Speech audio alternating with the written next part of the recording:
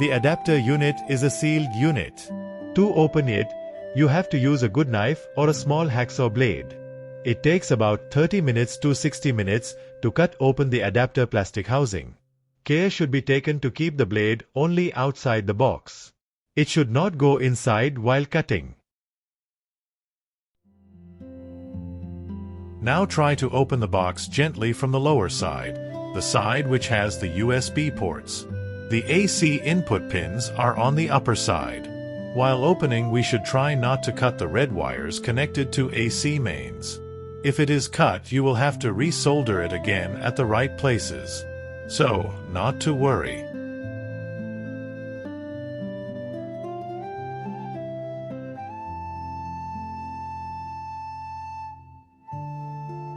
Here you can see a small screw inside. This is the only mounting screw in this product. Gently loosen the screw using the right bit. Remove the screw and store it carefully.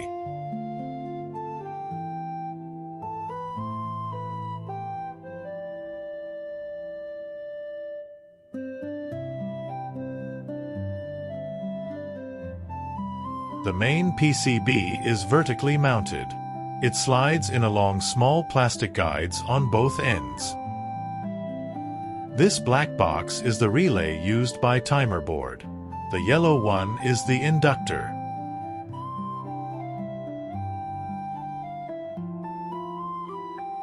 The UAM-12 power adapter is now separated into three parts: the front cover, the rear cover, and the PCBs. The front cover has the plastic top for the center switch. It has openings for USB connectors. This is the timer PCB. This has the tactile switch in the center. There are LED indicators to display the auto-off time selected.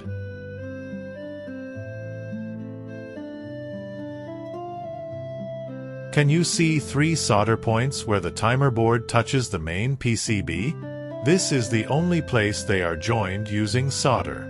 The 3 points are plus 5 volts input, ground, and output 5 volts DC.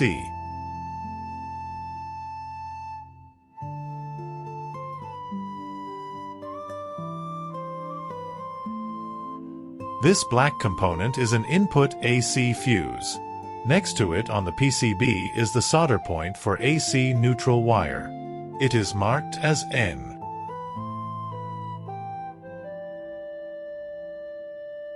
In this picture, you can see the AC line and AC neutral points to solder the red wires from the AC mains.